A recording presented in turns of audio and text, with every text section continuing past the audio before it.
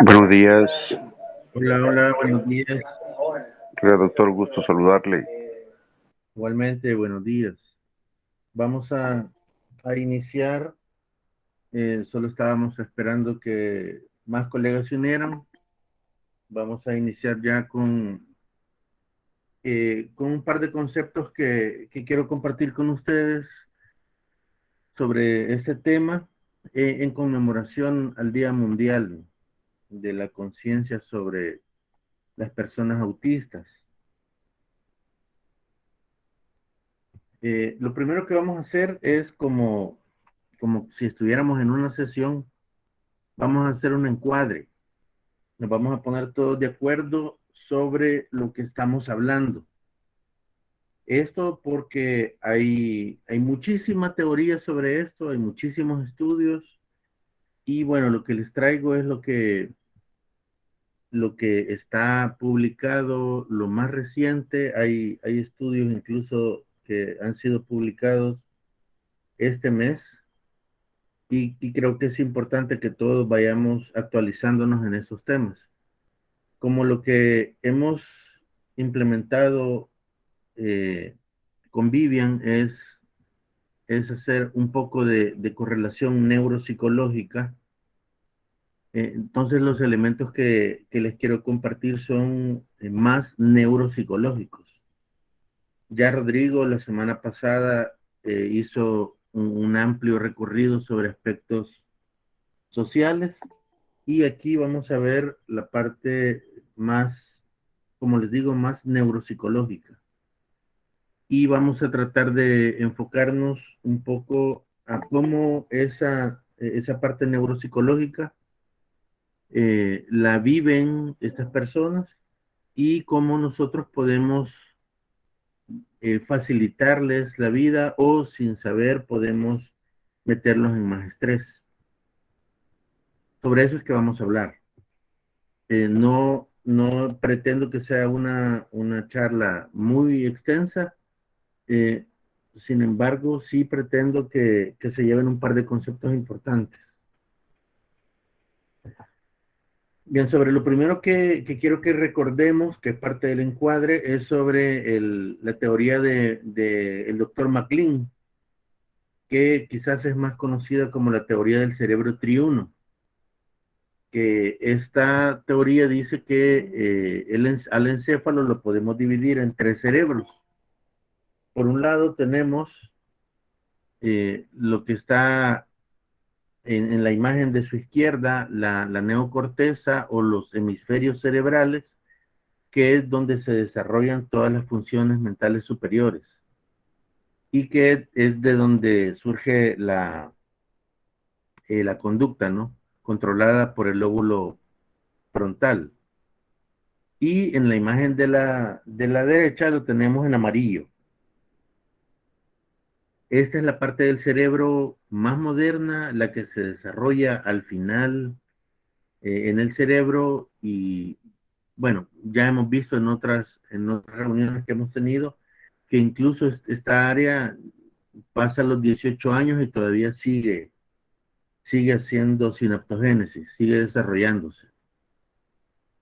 Aquí es donde vamos a encontrar, como les digo, el control ejecutivo de nuestras conductas y por eso es que cuando hablamos de funciones mentales superiores nos referimos a esta parte, a la neocorteza, a los hemisferios cerebrales, se le llama cerebro ejecutivo y es lo que está en el esquema de la derecha en amarillo.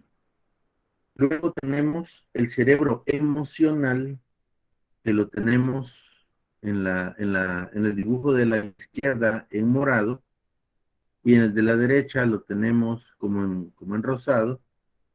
Ese es el cerebro que controla todo el aspecto emocional de la conducta.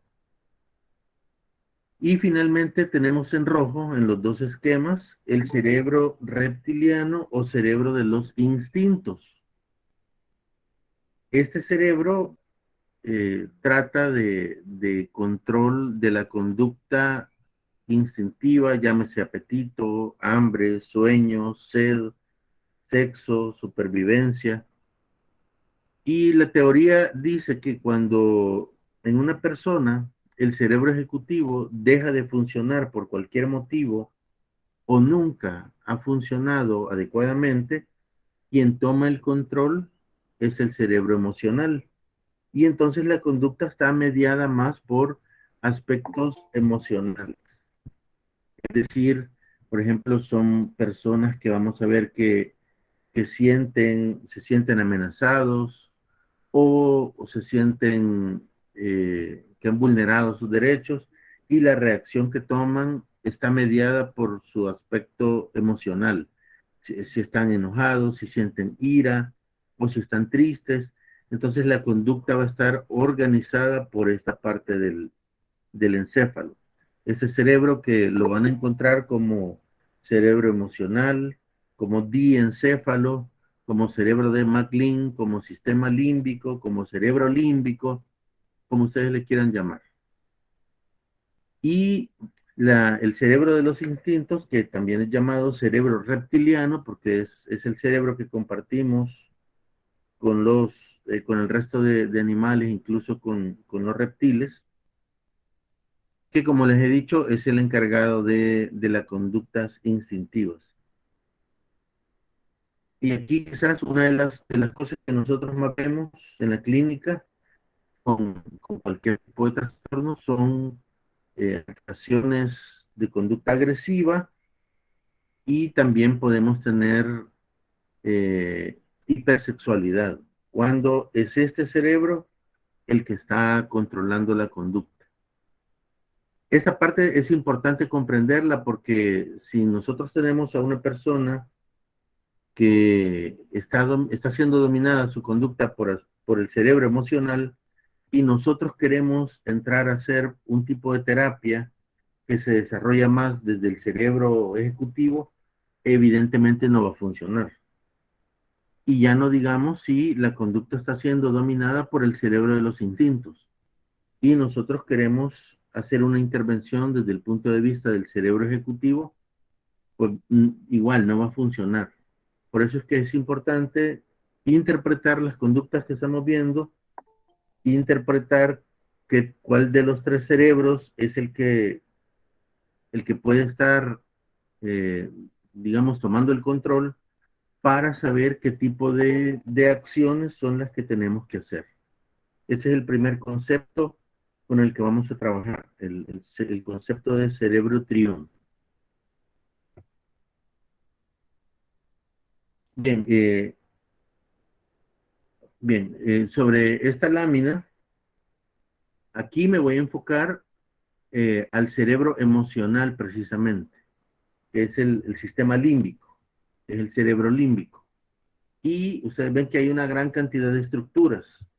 De todas esas estructuras, yo me voy a concentrar ahora en tres estructuras que van a ser importantes para comprender a las personas autistas.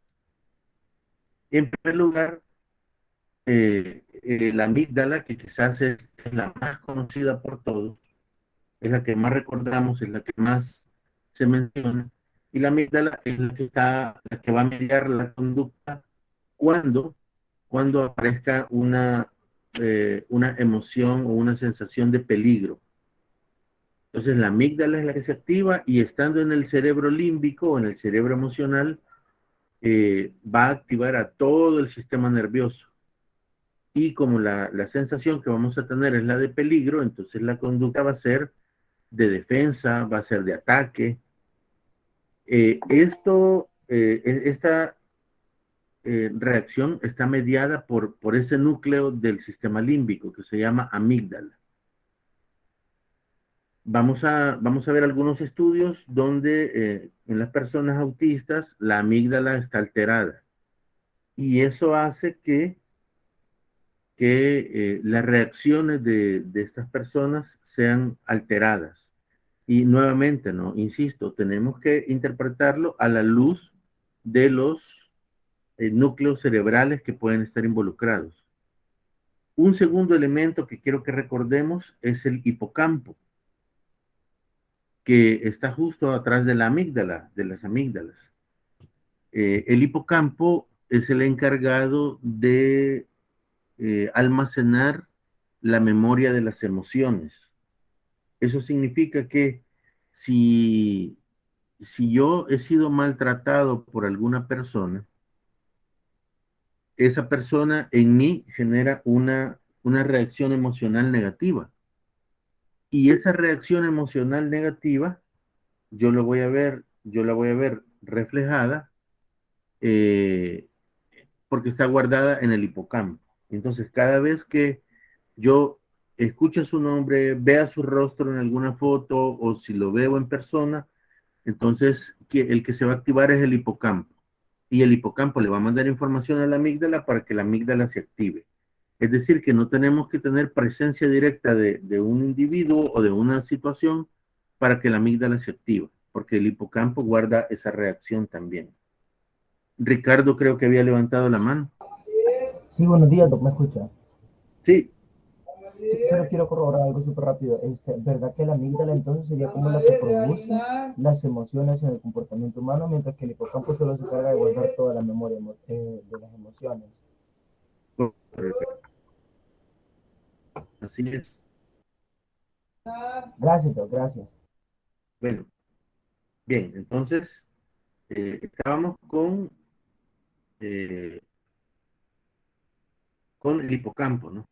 Y finalmente tenemos el tercero de los núcleos que quiero que recordemos, es el giro del cíngulo. Bueno, antes de hablar del giro del cíngulo, quiero pedirles que si alguien tiene una duda, la mano de Ricardo la alcancé a ver que se levantó, pero si, si ven que voy avanzando y no les doy la palabra, pues sin ningún problema me interrumpo, porque a veces no logro ver cuando se levanta una mano. Bien, el giro del cíngulo lo tenemos ahí esquematizado a nivel superior. Es una parte importantísima, súper importante del sistema límbico, porque es la parte del cerebro que nos ayuda a interpretar lo que tenemos frente a nosotros. Así, gracias al giro del cíngulo, si yo estoy frente a una escena donde hay dos personas que están discutiendo, que están peleando, el giro del cíngulo es el que me va a permitir a mí hacer la interpretación si esa escena que yo estoy viendo puede ser peligrosa para mí o no. Por ejemplo, puede ser que sea una escena que yo tenga enfrente y que sea una escena de una película y estoy en el cine. Entonces el giro cingulado me va a decir, bueno, no corremos peligro. Pero si resulta que la pelea está sucediendo frente a mí, que yo me puedo ver involucrado, el giro del cíngulo me va a decir, esto puede ser peligroso y entonces la conducta va a estar organizada a través de la información que el giro del cíngulo nos puede dar. También el giro del Doc, cíngulo nos ayuda. Hola, Ricardo. sí, con lo del giro del símbolo, ahí personalmente creo, no, te quiero preguntar si ahí mismo también se podría dar como el reflejo de ataque o huida, porque como dice que es el encargado de darse cuenta si algo es peligroso para nosotros, entonces sería como el que nos pone en alerta, como de que una situación puede ser peligrosa para nosotros y que se encarga de reconocer si la situación es mala o no. Sí, recuerden que todo esto es un solo circuito y entonces Ujú. cada parte hace una función específica. El giro del cíngulo específicamente lo que hace es cuando estamos frente a una persona, por ejemplo, lo que hace es, por ejemplo, yo veo a, a X persona, a alguien que me ha tratado mal. Entonces, el giro del símbolo lo que hace es mostrarme si esta persona puede ser peligrosa para mí o no. Yo interpreto el rostro, por ejemplo, de esta persona y el giro del símbolo me dice si puede ser peligrosa o no. A veces puede ser que esa persona ya no se haya maltratado anteriormente, entonces el giro del símbolo se apoya con el hipocampo y va a recoger la información emocional que ya tenemos guardada en el hipocampo. A veces, a veces sí es primera vez que la vemos, pero vemos que tiene algún signo que a mí me puede parecer sospechoso, Entonces, inmediatamente manda la información a la amígdala y la que hace que reaccionemos es la amígdala. Entonces, hola, Ay, Katia, perdón, buenos días. buenos días. Doctor, entonces podríamos decir que el giro de cíngulo está íntimamente relacionado también con el cerebro instintivo, digamos. Sí, es que todo eso se relaciona siempre ya sea con el cerebro ejecutivo, pero también con el cerebro de los instintos. Correcto, todo esto. Así es como funcionamos normalmente, digamos. Ya vamos a ver qué pasa con las personas que son autistas. Alexander levantó la mano. Sí, doctor, gracias. Cuando hablamos de esa parte del instinto, más que todo, ¿verdad? Que va relacionado a la parte de la sobrevivencia o la seguridad que tenemos, en el sentido de las personas que no somos autistas, porque ellos actúan de una forma diferente. Para ellos no genera peligro, lo que para nosotros normalmente sí. A veces vamos en un autobús o en transporte o en la calle y vemos una imagen, una apariencia de alguien y lo clasificamos o etiquetamos y ya el instinto nos dice cambiarte de calle, o hacemos alguna otra actitud diferente a la que normalmente llevábamos. Sí, ya vamos a entrar a ver lo que los estudios han encontrado y han demostrado, porque van a ver cosas interesantes sobre todos estos núcleos y sobre las conductas que tenemos todos y que tienen las personas autistas también. Bien, con estos tres núcleos nos vamos a quedar del cerebro emocional.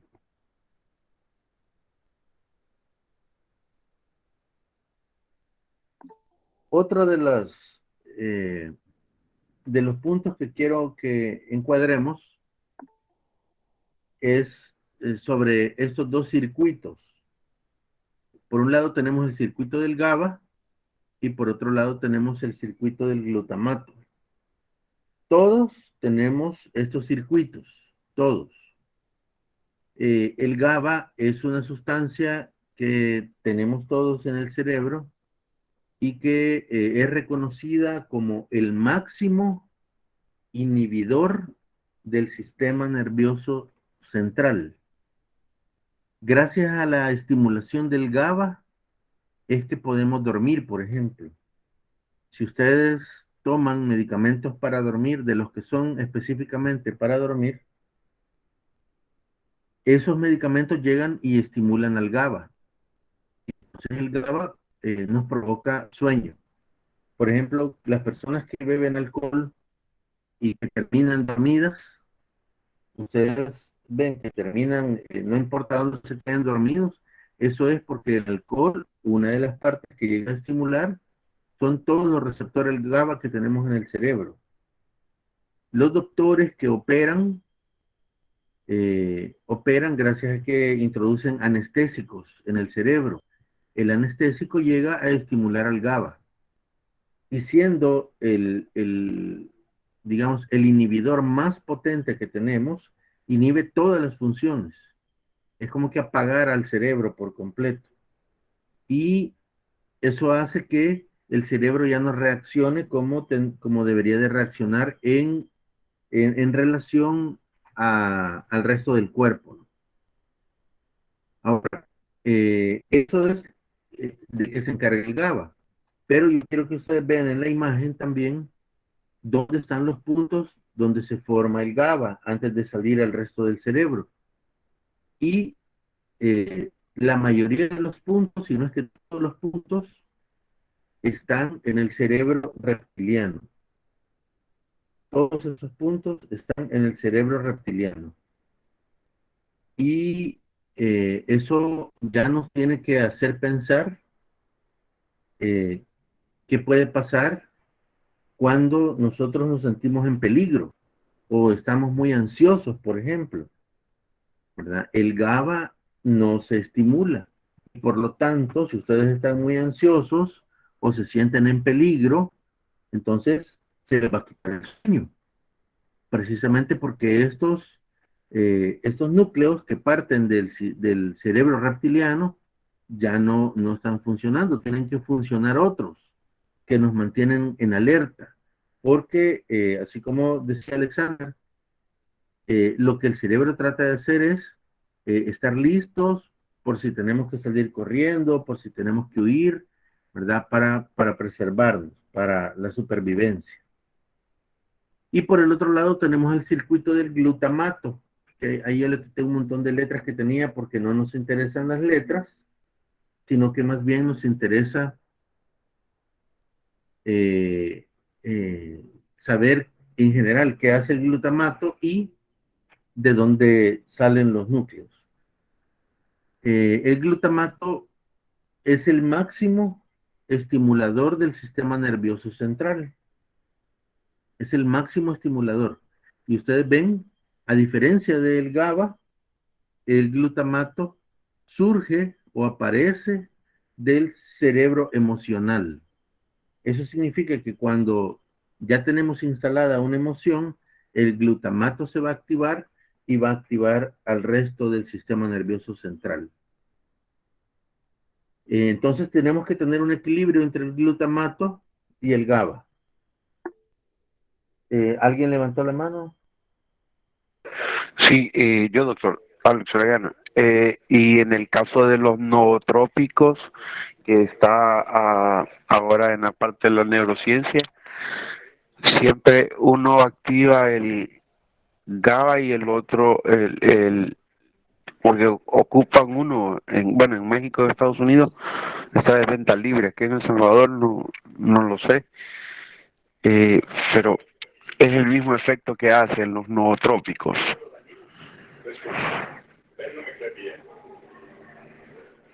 No, no, esos actúan sobre otros neurotransmisores. Aquí los que actúan sobre el glutamato, aquí los tenemos de venta libre y se los meten por todos lados a las personas. Ustedes van a un gimnasio y les van a vender sustancias con glutamato. Van al supermercado y les van a vender sustancias con glutamato. Les dicen que si están agotados, que compren X vitamina y lo que esa vitamina lleva es un análogo del glutamato.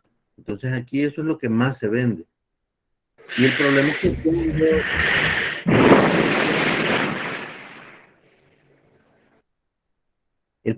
es que cuando se estimula el glutamato y no hay buen control a nivel frontal, entonces toda la conducta que una persona muestra va mediada por el sistema límbico. Y entonces podemos tener personas que muestran conductas inadecuadas, ¿verdad? Pero esa es otra Perdón, historia. doctor, Hola, Gloria. una pregunta. Yo he visto que dice glutamato hasta en el consomé, cosas así comestibles. ¿Es lo mismo? Perdón. Lleva sustancias, correcto, que lo están metiendo en todos lados. Eso es estimulador del sistema nervioso central. Ah, ok, muchas gracias. Bien, esos eran los conceptos con los que quiero que nos ubiquemos todos a la hora de interpretar los estudios que vamos a ver que se han hecho sobre personas autistas. Bien, esta es la lámina con la que quise empezar directamente hablando del espectro autista, porque hoy por hoy, cuando hablamos de espectro autista, estamos hablando de todos los desórdenes que ustedes tienen listados ahí, de todos. Quizás los que nosotros más vemos relacionados es, por ejemplo, el síndrome de X frágil, que quizás algunos lo hayan escuchado, otros no, pero las conductas están muy relacionadas a lo que nos dicen en la publicidad, que es cómo se comportan las personas con autismo. Entonces tenemos el síndrome X frágil. También un trastorno de desintegración sensorial. Por ejemplo, las personas con trastorno obsesivo compulsivo, Hay un componente de espectro autista, los trastornos oposicionistas desafiantes, el síndrome de Rett, ¿verdad? Que era parte de la clasificación anterior de autismo. Una cosa importantísima, miren, los niños con déficit de atención y los niños con déficit de atención más hiperactividad están siendo parte del espectro autista, las personas con depresión, y entonces ahora tenemos dentro del espectro autista todo eso. Gracias al tipo de estudios que ahora se realizan, cuando hablamos de espectro autista, debemos recordar siempre que estamos hablando de todas estas entidades y que todas comparten algunos síntomas particulares, que son lo que vamos a ver en los estudios, y vamos a ver cómo eso se relaciona ya en la vida práctica diaria. Bueno, esta otra lámina es para que ustedes vean sobre qué se está estudiando ahora, que puede ser el origen del autismo. Y cuando uno ve esta lámina y recordamos lo que Rodrigo nos enseñó el fin de semana anterior, uno ve, por ejemplo, bueno, estamos hablando de deficiencia de ácidos grasos, estamos hablando de síndrome de intestino permeable, estamos hablando de mala nutrición y deficiencia de vitaminas, pero también nosotros vimos que se está hablando de autismo desde, estamos hablando de autismo desde la prehistoria, ¿no? Y entonces son cosas que nos debe llamar la atención, ¿no? Porque probablemente la etiología del autismo haya venido cambiando. Ahora, por ejemplo, ese estudio no se los traje porque me pareció que no venía al caso, pero ahora, por ejemplo, se está hablando de que una de las condicionantes que puede generar autismo es la presencia de microplásticos en la sangre. Eso es uno de los últimos estudios que ha salido, ¿no? Que han relacionado a las personas, a las mamás que tienen microplásticos en su sangre con la presencia de hijos con esta condición. Y ahora sí, para entrar en materia, algunas características que deben tener las personas con autismo es deficiencia persistente en la comunicación y en la interacción social. Ahí estamos hablando de reciprocidad socioemocional, de comunicación no verbal, y cuando hablamos de comunicación no verbal debemos recordar que estamos hablando de la memoria y de la comunicación procedimental. Es decir, que las personas autistas van a tener dificultades para crear nuevos conceptos en su mente. Van a tener un número limitado de conceptos. Y teniendo un número limitado de conceptos, entonces lo que van a hacer es simplemente estar trabajando con los conceptos que tienen, y eso nosotros lo vamos a ver reflejado muchas veces en conductas repetitivas, ¿verdad? A eso le llamamos dificultades en la comunicación no verbal, ¿verdad? Van a tener dificultades para llevar conceptos nuevos, y hay interferencia para desarrollar y mantener relaciones adecuadas precisamente por todo eso. Hay patrones de comportamiento que son restringidos y repetitivos. Estos pueden ser verbales, pueden ser motores, pueden ser estereotipados, patrones ritualizados, intereses fijos y restrictivos. Ante un video de la doctora Zenia Durán, que es una psiquiatra infantil de acá de El Salvador, saludando en relación al Día Mundial de Autismo. Y entonces ella, una de las cosas que menciona en su video es que muchas de estas personas, por ejemplo, mantienen intereses por dinosaurios, por ejemplo, y nadie los saca de ese interés. Bueno, eso refleja un interés fijo y restringido. O sea, que no les va a interesar otra cosa más que eso. También hay hiperreacción o hiperreactividad sensorial. Aquí lo que estamos viendo es el poco funcionamiento del GABA y el mayor funcionamiento del glutamato en el cerebro de estos niños, y por eso presentan este tipo de conductas así. Y solo, también eso lo traje solo para que lo recordemos, el DSM-5 ahora, y esto quizás va a ser de mucha importancia, de mucha atención para los profesores, esto deberían de saber los profesores, que la clasificación nos manda a grados de autismo. El grado 3 son los que necesitan ayuda muy notable. Tienen una mínima comunicación social y hay mucha interferencia en la vida diaria. Son sobre todo personas inflexibles y precisamente porque tienen muy dañada esta parte de la comunicación verbal. Y entonces estas personas van a tener a la hora de relacionarse con otros muchísima dificultad. Y entonces van a necesitar más ayuda que cualquier otra persona. Aquí es donde va a ser importante ver los estudios para saber cómo nosotros les podemos ayudar, o si la forma en la que nosotros pensamos que les estamos ayudando, simplemente los estamos metiendo en más estrés. El grado 2 necesita ayuda notable. Hay un marcado déficit de iniciación o respuestas reducidas atípicas en cuanto a comunicación social, o sea que van a ser niños o van a ser personas que sí van a poder lograr cierto grado de comunicación social, pero va a ser muy difícil, pero sí al final se puede lograr. Y en este caso, en relación a los comportamientos, va a haber interferencia frecuente, precisamente porque nuevamente son un poco inflexibles. Y el grado 1 son personas que necesitan ayuda. Su comunicación social va a presentar alteraciones significativas, pero va a necesitar menos ayuda. Es decir, ellos solos van a poder arreglárselas para terminar comunicándose con alguien.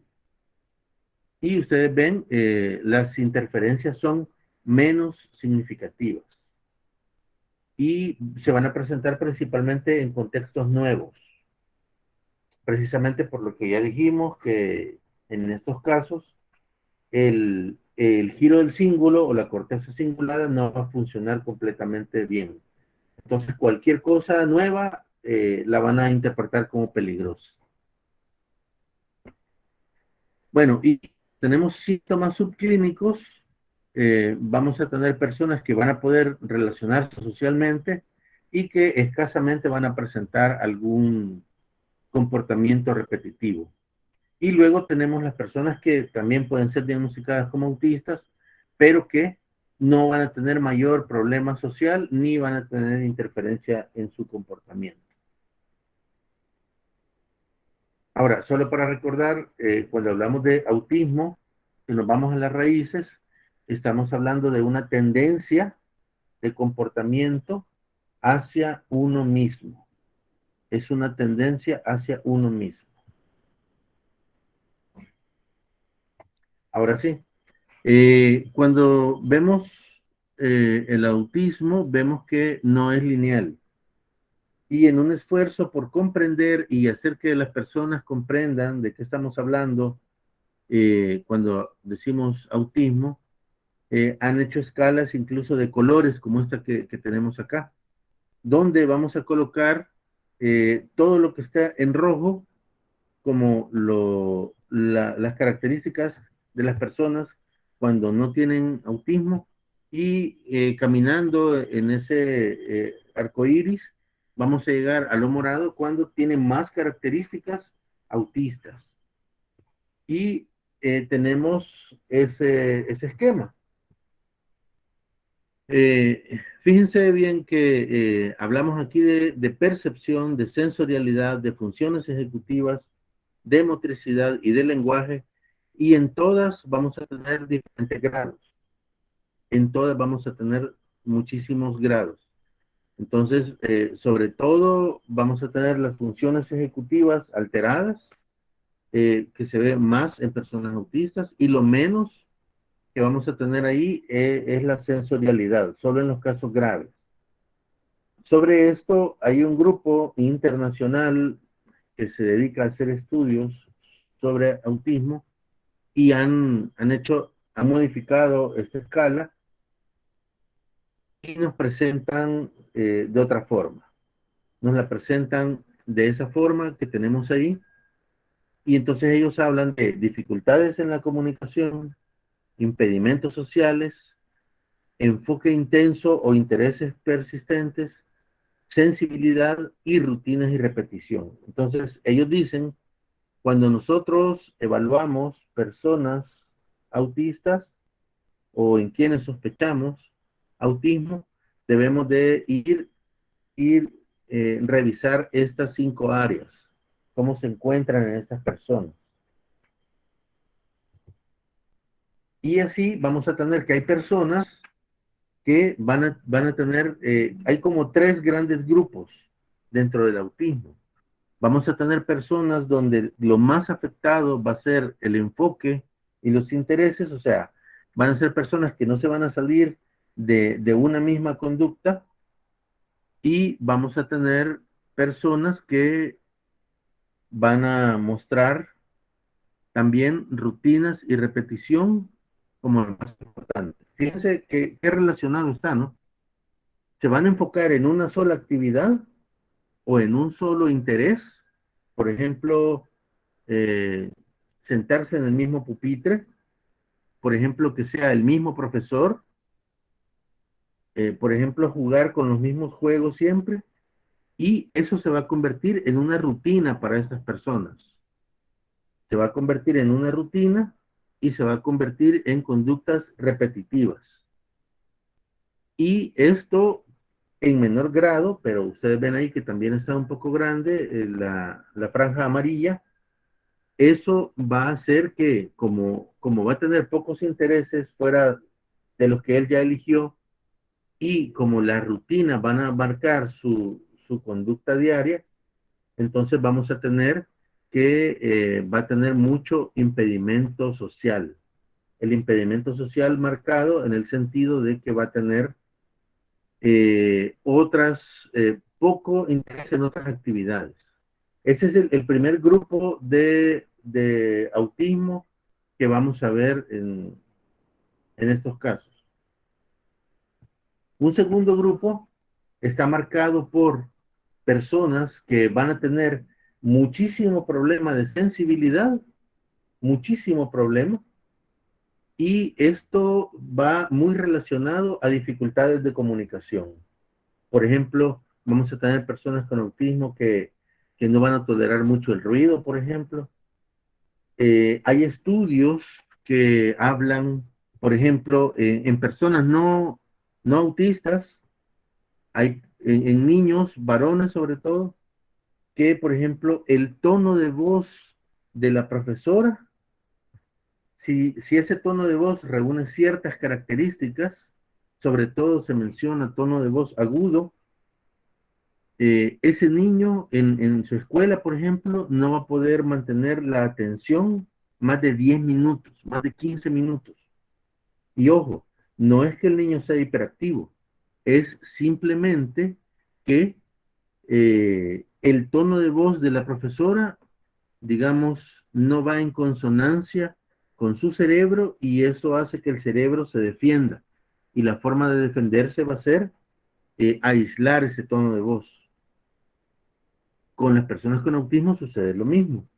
Van a tener mayor sensibilidad, o sea que imagínense ustedes, puede ser que el color de camisa que lleve le genere malestar, puede ser que el tono de voz le genere malestar, puede ser que si están escuchando una canción les genere malestar, puede ser que el clima les genere malestar, y eso le va a generar problemas de comunicación. Es el segundo grupo de personas autistas que menciona la literatura y que hay que tener en cuenta para ver qué tipo de niños son los que nosotros tenemos. Y el tercero son personas que tienen sobre todo dificultades en la comunicación, muchas dificultades, pero no es, como en el caso anterior, que tengan problemas de sensibilidad, sino que tienen problemas de enfoque y de intereses.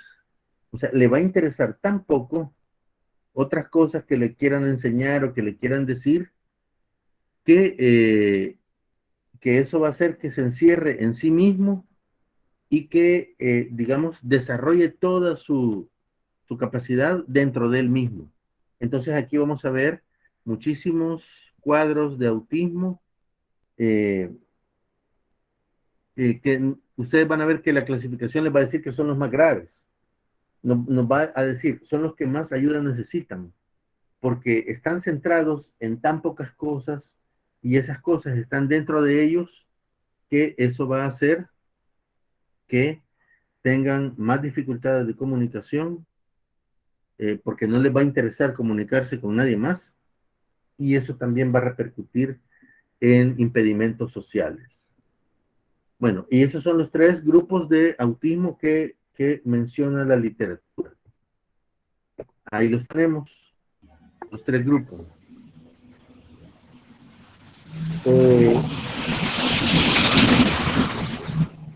¿Levantó la mano? Doctor, yo tengo una pregunta.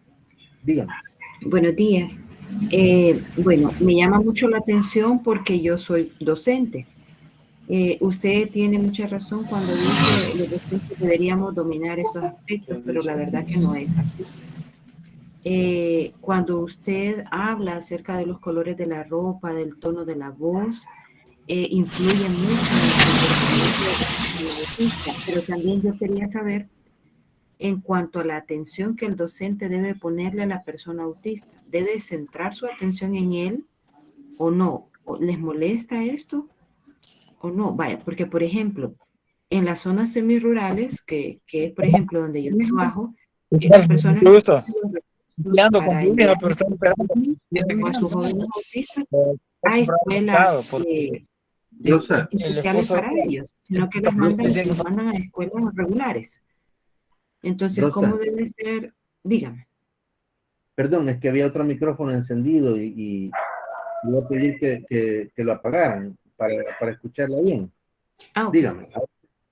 Sí, mi pregunta es, ¿cuál debe ser el nivel de atención que el docente debe prestarle a la persona autista? ¿Debe estar su atención centrada en él o debe ser igual que las demás personas, igual que los demás estudiantes? Sí, es una buena pregunta. Quizás lo primero que debemos de saber de los niños que yo tengo es qué características reúnen estos niños. Si son niños que tienen hipersensibilidad o si son niños que digamos que tienen poco interés y conductas más rutinarias, o son niños que están marcados más por el poco contacto social. Sobre eso hay una gran cantidad de escalas que quien creo que es experta aquí en todo eso es la licenciada Pilar. Hay algunas otras escalas que alguna literatura sugiere, hay algunas de esas que son de uso libre, otras que son de paga, pero aplicar una escala nos permite tener una idea, digamos, un poco más amplia de cuáles son las características que ese niño tiene, porque así como Rodrigo les decía la vez pasada, ninguna persona autista va a ser igual que otra. Y es precisamente, perdón, hay un, si lo pueden apagar, por favor.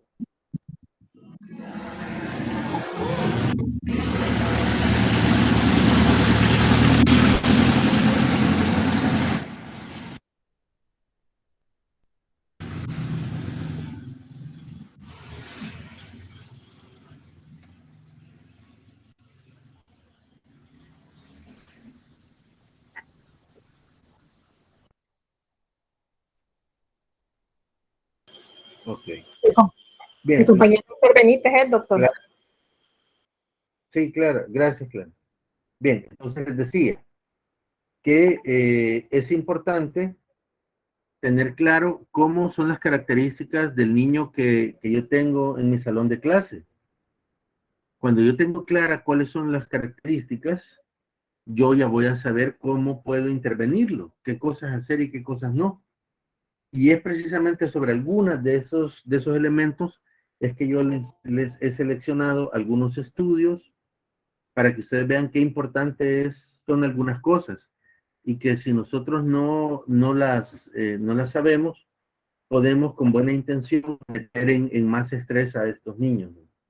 Por ejemplo, un niño que tenga mayor nivel de sensibilidad, probablemente si le ponemos música y que nosotros pensamos que la música le va a beneficiar, puede ser que sea lo contrario, puede ser que lo metamos en mucho estrés. O si tenemos un niño que no está interesado en relacionarse con otros y que su conducta sea más hacia, digamos, hacia conducta ritual o repetitiva, y nosotros queremos que cambie la conducta o porque, digamos, pensamos que va a estar más cómodo en otro pupitre, lo cambiamos de pupitre, nosotros lo estamos metiendo en estrés. Pero para eso tenemos que saber cuáles son las características de este niño. Y para eso, pues, hay que hacer una evaluación que ahora yo no les he traído nada de escalas porque sería de estar toda la mañana en esto, ¿no? Y entonces preferí enfocarme en otros aspectos más prácticos. El primero de los estudios que les he traído es este que habla sobre genética. Ahí ustedes ven, tiene un nombre bien raro. Hacen una secuenciación de exoma. Traducido sería como cuáles son las partes del ADN que nos están traduciendo que una persona vaya a terminar teniendo cualquiera de las características que tienen en pantalla, que tenga mayor sensibilidad, que tenga conductas repetitivas, todo eso está ya marcado por genética. Y hay más de 100 genes que actualmente se están estudiando y que explican estas conductas. Gracias a estudios de epigenética, ahora ya se sabe cuáles son los que más están relacionados. Y fíjense, de los que están involucrados en el origen, hay más de 1000 genes que están involucrados en el origen del trastorno del espectro autista. Fíjense que aquí estamos hablando de trastorno de espectro autista. Recuerden, ¿no? Ahí están los oposicionistas desafiantes, las personas con déficit de atención más hiperactividad, los trastornos obsesivos compulsivos, los que en algún momento se llegó a llamar personalidad depresiva. Bueno, una gran cantidad de desórdenes mentales y que todo eso está codificado en más de 1000 genes que se siguen estudiando. Esto es solo para que tengamos en mente que todo lo que nosotros vemos en la vida diaria ya está estudiado genéticamente. Ahora, la otra cosa importante es algo de lo que casi no hablamos, casi nadie habla, y es sobre el cerebelo. Todos hablamos sobre el cerebro, ¿no? Y casi nadie habla sobre el cerebelo. Pues se ha encontrado, bueno, lo primero importante quizás, se ha encontrado que el cerebelo, que lo tenemos ahí en la imagen, ¿verdad? Es esa pequeña porción cerebral que está abajo de los hemisferios. Se ha encontrado que el 80% de las neuronas, de todo el sistema nervioso están ubicadas en el cerebelo. El 80%. Y solo el 20% está localizada en el cerebro. Entonces, si tiene el 80%, debe ser una parte importante, ¿no? Anteriormente, solo se pensaba que el cerebelo tenía funciones sobre todo motoras, y la que más se mencionaba era la del equilibrio. Pero actualmente ya se sabe que así como ayuda a, digamos, a afinar la conducta motora, también afina los procesos sensoriales y los procesos cognitivos. Entonces, hoy por hoy, muchísimos estudios están dirigidos hacia las funciones del cerebelo de las personas autistas, porque se piensa que si se actúa sobre el cerebelo, si se trabaja sobre el cerebelo, vamos a poder tener mejores resultados que los que se ha obtenido trabajando sobre los hemisferios, siendo que los hemisferios apenas reúnen el 20% de las neuronas y el cerebelo el 80%. Ese es uno de los primeros estudios que yo creo que va a ser muy interesante para los profesores. Esta gente investigó cómo regula el espacio las personas o los niños autistas, cómo regulan su espacio personal. Y entonces acá, solo para que recordemos, les traje una imagen sobre qué es esto del espacio personal. Y ahí tenemos lo que se considera el espacio íntimo, que es donde ninguna otra persona debería de, a menos que ustedes lo permitan, ¿no? Debería de entrar en contacto con ustedes. Estamos hablando de más o menos medio metro, ¿verdad? Ese medio metro es su espacio íntimo. Es el espacio que nadie debería de, como insisto, a menos que ustedes lo permitan, que nadie debería de pasar. Y tenemos un espacio personal que en la imagen habla acá de 1.2 metros. Hay en algunos países se menciona 1.5 metros. Aquí en El Salvador en algún momento se llegó a hablar de 90 centímetros, porque pues sí, vivimos un poco hacinados, pero digamos que en términos generales estamos a 1.2 metros. Ese es el espacio donde, si usted está platicando con alguien más, si usted está, digamos, relacionándose con otras personas, ese espacio, si alguien rompe ese 1.2 metros, ya estamos hablando de invasión de su espacio personal. Y que le invadan el espacio personal puede ser, digamos, contraproducente en el sentido de que ya se siente incómoda una persona. Y finalmente tenemos el espacio social, que es donde esperamos que los demás se ubiquen, que las demás personas se ubiquen. Ahora, ¿qué pasa con las personas autistas? Bueno, en ese estudio se comprobó que las personas que tenían contacto con otras personas y que tenían o que no tenían autismo, se empezó a medir el grado de confort o el grado de satisfacción que tenían. Y por lo menos en ese estudio se encontró que las personas que tienen un desarrollo típico, o sea, las personas sin síntomas de autismo, están más o menos cómodas. Esos son milímetros, o sea que estamos hablando de metros, ¿no? Están más o menos cómodas a 1700 metros. O sea, estamos hablando de 1.7 metros. 1.7 metros. Las personas con desarrollo típico, ¿verdad? O sea, personas sin autismo. Luego tenemos personas con desarrollo de espectro autista. Aquí estamos hablando de todos los problemas que ya vimos, ¿no? Desórdenes del espectro autista.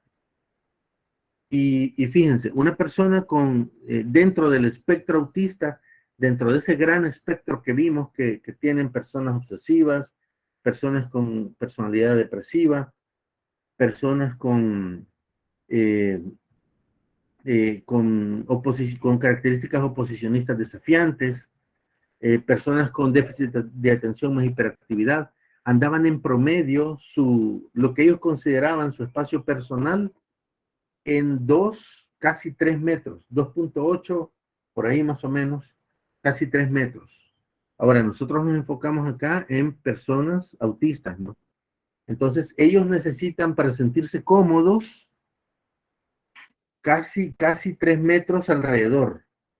O sea que esto que nosotros vimos, que ya entra dentro del espacio personal, las personas autistas todavía necesitan ese espacio dentro de su espacio individual personal. En ese mismo estudio se hizo una comparación. Bueno, ¿cómo reaccionan unas personas antes y después de tener contacto con otras personas? Y después de relacionarse con otras personas. Las personas que tienen un desarrollo típico, o sea, las personas que no tienen características autistas, ustedes ven, antes está en negro y después está en gris. El antes nos dice que llegaba casi a 2 metros el espacio personal que necesitaban. Pero después de haber tenido el contacto con estas personas y relacionarse con estas personas de forma cordial, el espacio personal que necesitan es menor. Disminuyó el espacio. O sea que se permite a estas personas estar más cerca de nosotros. Sin embargo, las personas del espectro autista, las que tienen un desarrollo del espectro autista, antes del contacto tenían, digamos, 2.8 metros de necesidad de espacio personal y después del contacto necesitaban casi los 3 metros de espacio personal. O sea que esas personas necesitan mayor espacio después de tener contacto con otras personas. Ahora, vuelvo al punto de los centros escolares, ¿no? ¿Cuánto espacio personal le estamos dando a las personas autistas? O, por ejemplo, si estamos en otro tipo de ambientes, vamos a una actividad cultural, por ejemplo, ¿cuánto espacio le estamos dando? Porque por lo menos en ese estudio se refleja que necesitan un poco más de espacio para sentirse cómodos.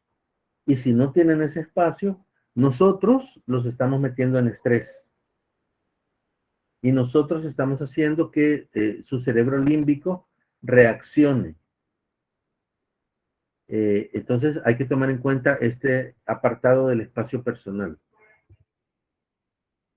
Bueno, este estudio es sobre la amígdala de niños autistas,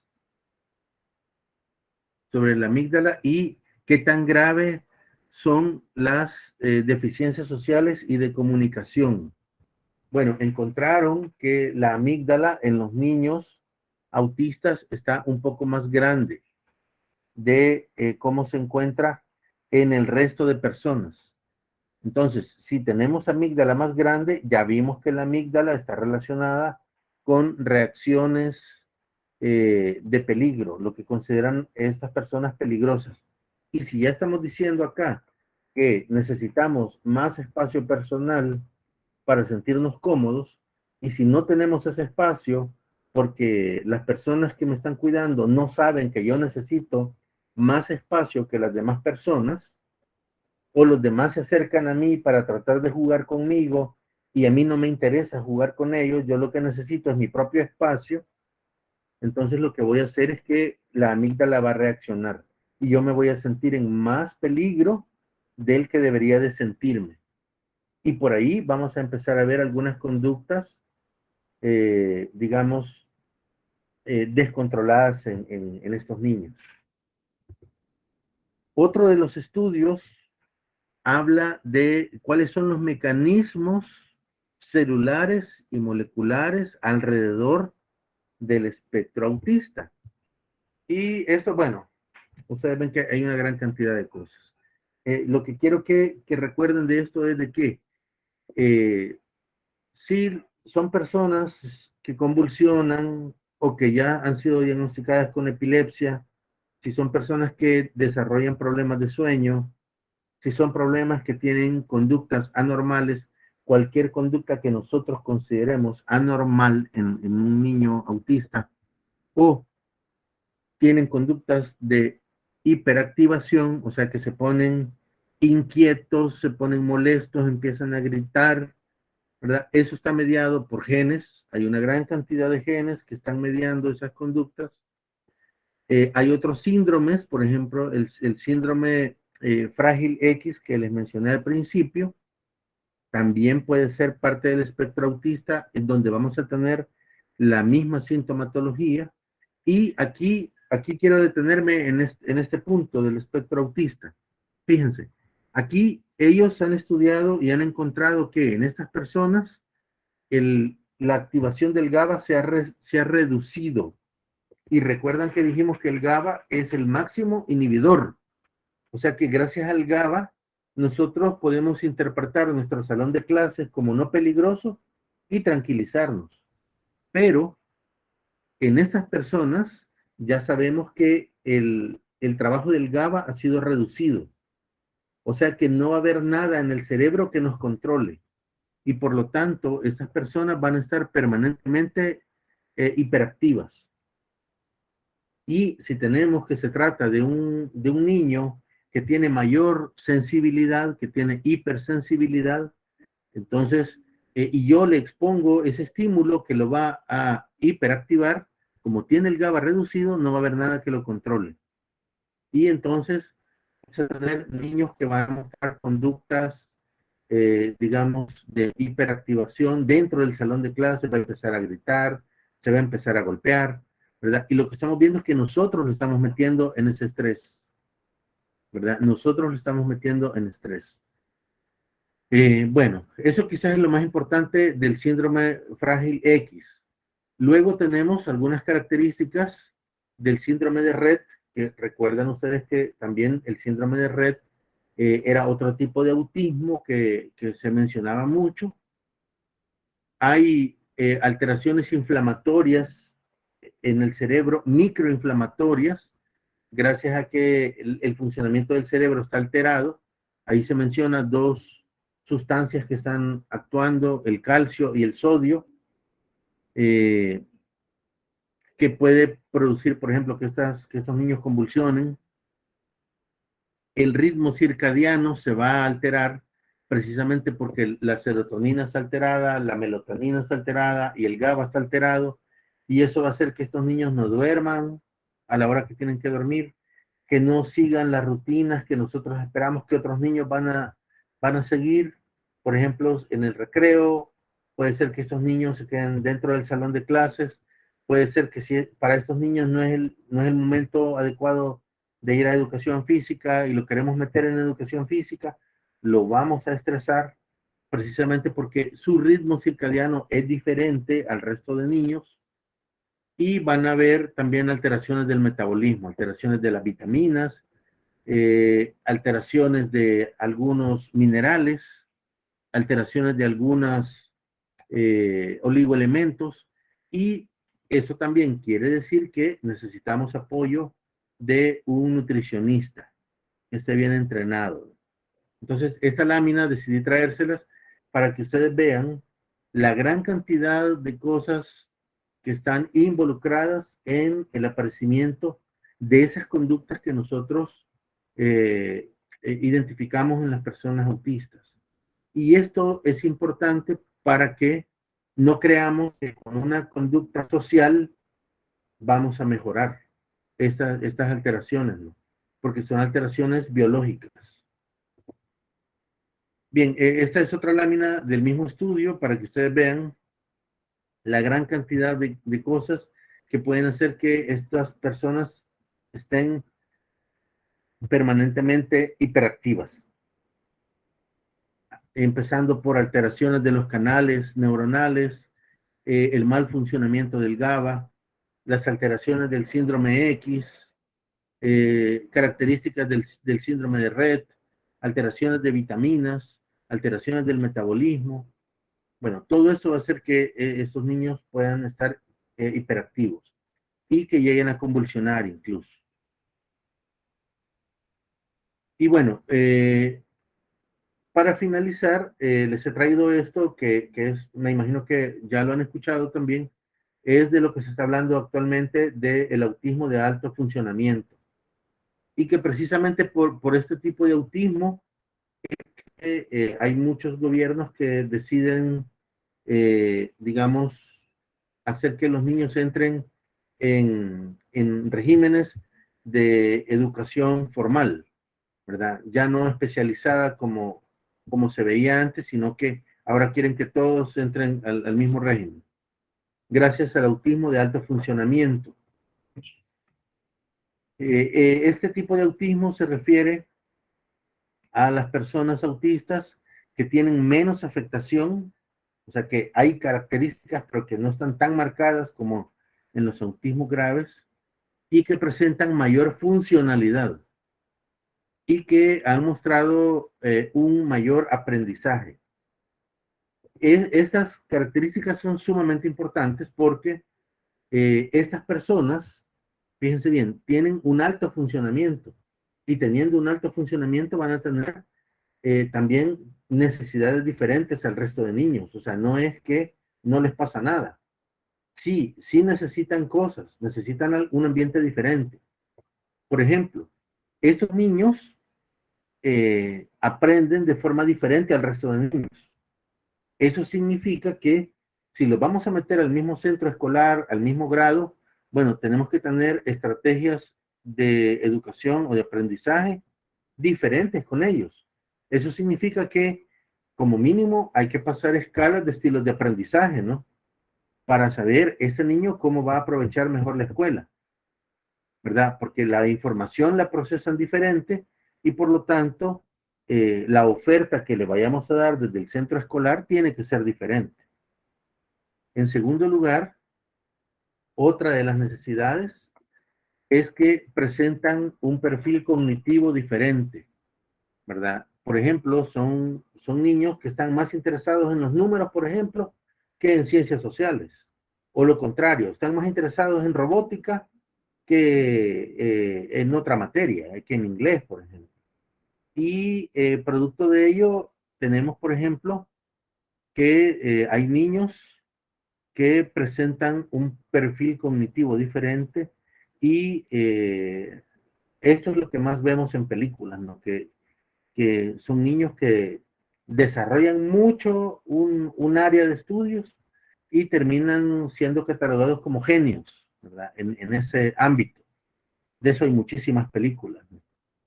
Es de lo que más se habla, ¿no? Y está dentro del imaginario colectivo de las personas, ¿no? Que una persona autista puede ser un genio. Bueno, eso sucede con los autistas de alto funcionamiento, ¿verdad? Entonces, si nosotros le damos las herramientas adecuadas a estos niños de acuerdo a su perfil cognitivo, vamos a hacer que esos niños desarrollen capacidades muchísimo más altas que el resto de niños que tengamos sin autismo en nuestro centro escolar. Las habilidades sociales son deficitarias, es decir, podemos tener déficits internos o déficits externos. Por ejemplo, uno de los déficits que a mí me gusta mucho mencionar porque es donde yo he visto que más se presiona a los niños es con respecto a la empatía. Miren, estos niños tienen alterado el giro del cíngulo y eso hace que ellos no interpreten adecuadamente a sus compañeros y muchas veces tampoco al profesor. Y entonces ellos no van a mostrar mayor grado de empatía, ¿verdad? Sino que como va a ser una conducta repetitiva, va a ser una conducta que van a tomar como ritual, ellos van a esperar siempre que su profesor esté ahí, por ejemplo. Cuando el profesor falta, ahí es donde vemos el descontrol en los niños, ¿verdad? También va a haber problemas de asertividad, problemas de análisis social. En las externas vamos a tener lenguaje corporal inadecuado, vamos a tener expresión emocional alterada, pero todo esto, recuerden, es porque la amígdala reacciona interpretando como que hay peligro. La memoria emocional que tenemos guardada es de este mismo estilo también, y vamos a tener interpretación inadecuada de parte del giro del cíngulo. Entonces, no esperemos que estos niños van a tener el mismo rango de habilidades sociales que el resto de personas, porque su cerebro está funcionando diferente. También pueden tener fijaciones y conductas ritualistas, que es de lo que quizás más hemos repetido ahora en la mañana, ¿verdad? Hay que respetar estas conductas, no hay que tratar de forzarlos a modificar solo porque todos vamos para física, ¿verdad? O porque todos tenemos que hacer alguna actividad en particular, porque si no los vamos a meter en estrés y ya vimos que no tienen forma de regular su reacción emocional. Bien, y el último de los estudios que les traigo es sobre autismo y la relación que hay con el déficit de atención con y sin hiperactividad, ya que pues esta es otra de los trastornos que tienen mucho, es muy famoso aquí en el país, ¿no? Los niños hiperactivos. Y como les dije al principio, hay, ahora se relaciona que está dentro del trastorno del espectro autista, los niños hiperactivos, y vamos a ver por qué se dice eso, ¿no? Porque no solo por decirlo, sino que por qué se dice eso. En esta imagen vemos todos los puntos que comparten, que están igualmente alterados, que comparten los niños que tienen déficit de atención con hiperactividad y los que han desarrollado conductas del espectro autista. Ahí tenemos a nivel de funciones ejecutivas, ven que el sistema límbico está alterado en los dos, ¿verdad? Ven que el área prefrontal está alterada en los dos, ven que el lóbulo parietal está alterado en los dos. A nivel de activación por defecto, ven que el lóbulo temporal, el área parieto-occipito temporal y el lóbulo temporal está alterado. Parte del lóbulo occipital también a nivel medial está alterado. A nivel visual, también los dos comparten alteraciones. A nivel dorsal de la atención, también está alterado, o sea, los dos van a tener problemas de atención. Y a nivel somatomotor, los dos van a tener problemas de atención. Entonces, todas estas son las alteraciones que comparten o que son similares en los niños con déficit de atención, con hiperactividad y en los niños que tienen un desarrollo del espectro autista. Por esto es que ahora el trastorno por déficit de atención con hiperactividad está o se considera dentro del amplio espectro autista. Y esos son los puntos que no comparten. Por ejemplo, no comparten el grado de recompensa. Los niños hiperactivos están más llamados a hacer actividades que les generen algún grado de recompensa. En cambio, los niños del espectro autista, los de desarrollo del espectro autista, están menos llamados a eso. No les interesa la recompensa, ¿no? Lo que les interesa más es seguir un patrón. Hay control atencional ventral más localizado en los niños hiperactivos y menos en los niños autistas. La cognición social va a estar mayor en los niños de espectro autista, por eso es que algunos pueden ser catalogados como genios y menos en el déficit de atención. Y el lenguaje muchísimo más alterado en los niños con espectro autista. Ahora, todo esto nos debe hacer reflexionar qué es lo que nosotros estamos haciendo con los niños que nosotros decimos que tienen autismo. ¿Cómo los estamos tratando? Estamos, digamos, haciendo uso práctico de lo que la evidencia nos está diciendo, o solo seguimos, digamos, protocolos generalizados, o solo seguimos guías generalizadas. Lo que la evidencia ahora nos está diciendo es que deberíamos de usar la evidencia para hacer protocolos individualizados. Hay niños que van a necesitar más algunas cosas, hay otros niños que van a necesitar más otros elementos, y entonces es responsabilidad de todos nosotros identificar cuáles son las necesidades que este niño va a tener y tratar de proveerle en la medida de nuestras posibilidades esas necesidades. También es obligación nuestra educar a otros profesionales para que también ellos se enteren de todo esto y que pues le demos mejor atención a estas personas, ¿no? Que tienen necesidades diferentes, así como nosotros, ¿verdad? Por ejemplo, algunos necesitamos lentes, otros necesitamos uso de bastón, otros necesitamos, por ejemplo, eh, lo que se está poniendo de moda últimamente en los trabajos, ¿no? Que le han dado por llamar la pausa activa, ¿verdad? Necesitamos eso para reactivarnos. Igual, estos niños necesitan de otras condiciones para mantener estabilidad. Y es obligación nuestra entender qué es lo que necesitan y tratar de dárselas. Igual, no educar a los papás, porque a veces los papás se estresan mucho, no entienden, hay que educarlos, ¿no? Y en general, ¿no? A los cuidadores, ¿verdad? Importantísimo que un cuidador entienda qué es lo que pasa con estos niños. Bueno, queda pendiente la parte de escalas, que como les digo, ahí la licenciada Pilar es experta en eso. La parte también de qué es lo que se propone actualmente, que deben ser las intervenciones, que ya se imaginan, ¿no? Que debe ser bien complejo porque precisamente estamos hablando de una serie de elementos que eh, pueden hasta escapar digamos, a nuestro entendimiento, a nuestra práctica diaria. Bien, eso es lo que les traía para compartir. El doctor Mansor, veo que ha levantado la mano.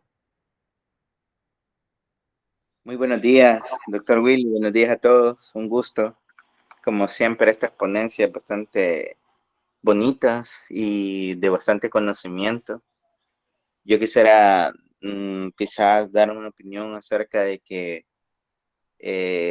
bueno, por ser médico de familia, pues me interesa la familia. Es sumamente importante eso. Sé que hay varios docentes aquí y que no debemos de perder la perspectiva de que somos un país que todavía en vía de desarrollo. ¿Qué significa eso? Que imaginémonos nosotros como profesionales que tenemos que detectar esto, tanto en casa, tanto en la escuela. Ya imagínense esos padres que apenas han llegado a segundo grado, tercer grado, y ver a su hijo de que llega a la escuela, no logra alcanzar los estándares que tenemos como escuela. Entonces la preocupación que tienen estos padres, el estrés. Entonces es sumamente importante divulgar todo este conocimiento y ponerlo en práctica, ¿verdad? Para que por medio de todos hacer al unísono una voz para ayudar a esta gente, porque realmente allá ahora estoy viendo mucha medicación privada, ¿verdad? En la cual hiperactividad, medicamentos, pero no vamos al origen o no ponemos todos estos conocimientos para que estos chicos vayan desarrollándose o vayamos dándole las herramientas necesarias para por lo menos evolucionar a un estado que pueda ser funcional en su futuro, ¿verdad? Entonces es sumamente importante y gracias realmente. Es bastante importante ponerlo a colación ahí. Sí, doctor. Bueno, aprovechando, el doctor Mansor es médico de familia, ¿no? Ya nos lo había comentado en otras reuniones. Quizás sería importante creo que estaba Ronnie también por ahí, no sé, creo que eso salió. Yo creo que sería importante también que los compañeros, no sé si todavía están docentes, bueno, está Mali ahí que es docente, que de repente también tuvieran herramientas de, de las que son especialistas los médicos de familia, ¿no? Para que ellos lograran establecer una mejor comunicación dentro de la familia, tal vez de repente que sepan alguna herramienta básica, tal vez el APGAR, ¿verdad? No sé, alguna otra herramienta que les puede ayudar a los profesores y a los padres a establecer a nivel familiar mejor comunicación. Entonces vamos a comprometer al doctor Humansor para que en algún momento nos comparta eso y que puede servir no solo para personas con autistas, ¿no? Sino que en general, ¿no? Cualquier alteración que alguien pueda tener. Así es que ya lo vamos a comprometer al doctor Humansor. Amalia ha levantado la mano. Sí, doctor. Bueno, en primer lugar, agradecerle por la información tan importante que nos ha brindado esta mañana. Estoy de acuerdo en comprometer al doctor Humansor con esto que va a ser de mucha ayuda para todos nosotros. Decía usted, los docentes deberían dominar todo esto, pero la verdad que no es así. Y bueno, como le decía, en las zonas semirurales, por ejemplo, donde yo trabajo, las familias no tienen los recursos para enviar a sus niños, a sus jóvenes a escuelas adecuadas y pues los envían a escuelas regulares como la nuestra. Nosotros docentes estamos comprometidos, pero la verdad que la sociedad en general, que debemos estar comprometidos porque no solo sea la palabra inclusión, sino que sea aplicable a todos los aspectos. Así es que para mí como docente ha sido muy importante esta información y me llama a seguir leyendo, a seguir investigando más acerca de cómo tratar a las personas autistas. Muchas gracias y feliz día para todos. Gracias, Amalia. La licenciada Raquel levantó la mano. Hola, buenos días, doctor. Agradecerle y eso precisamente quería decirles que comprometer al doctor Mansor para que nos puedan proporcionar herramientas sencillas. Porque en La Libertad, por ejemplo, tenemos muchos casos. Enviamos de las escuelas a evaluación al COR de Santa Tecla, pero se tardan 9 meses en darnos la respuesta. Es por los pocos recursos que hay dentro del COR para que nos puedan dar la atención necesaria. Entonces, si ustedes nos proporcionan herramientas sencillas con las cuales nosotros logremos identificar cuáles son las características de los estudiantes que estamos teniendo con sospecha de, eso nos podría ayudar mucho para dar una mejor atención. Gracias y feliz domingo. Gracias. Bueno, y luego vamos a comprometer también a la licenciada Pilar, pero no le digan todavía. ¿Algún otro comentario? Licenciada Pilar. Buenos días, un gusto compartir con ustedes y sobre todo ir conociendo más sobre este tema de autismo y pues estamos a la orden para compartir parte de los pocos conocimientos que hemos adquirido al momento en cuanto a la evaluación del autismo. Buenos días. Gracias, Pilar, gracias. Ya ven, ya tenemos comprometida a la licenciada Pilar también. Licenciada Santín. Sí, buenos días. Excelente presentación, doctor. Felicitarle a usted y también a todo el grupo que estamos participando, porque sabemos que es un día domingo, pero hay de mucha voluntad, hay mucho interés. Y de parte de usted y Vivian como equipo, yo creo que agradecerles mucho. De hecho, el tema de autismo es un tema que debemos de conocerlo un poquito más a fondo, ¿verdad? Porque lo que decían las compañeras, qué difícil es diagnosticar, qué difícil es hacer una referencia. Entonces creo que nos sirve de mucho estos contenidos que estamos recibiendo y personalmente pues me interesa mucho y muchas gracias, ¿verdad? Por estar con nosotros. Gracias, licenciada, gracias. De verdad que su presencia es muy importante acá, ¿verdad? De verdad que a mí me gusta mucho porque siempre yo siento lejos la zona oriental, pero cuando ya la veo a usted, digo, bueno, todos se van a alinear, digo yo. Siempre nos hace falta Kenia, ¿verdad? Pero ya la vamos a traer también. La vamos a incluir en la próxima, primero Dios. Sí. Yesenia.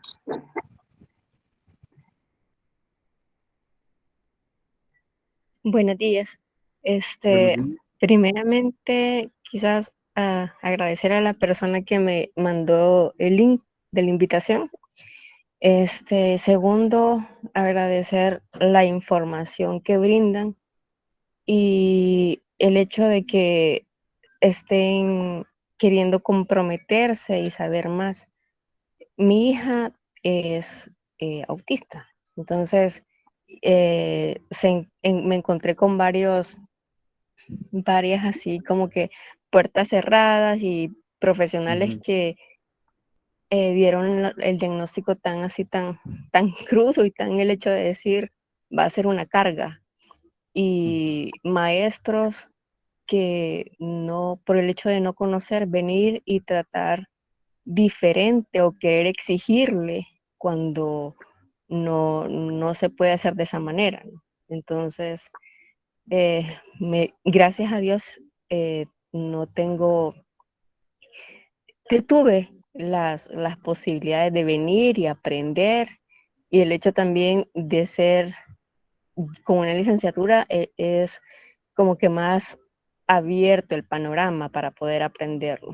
Así como mencionaban, ¿qué tal con esos padres que no han terminado ni secundaria y se ven enfrentados a esos temas?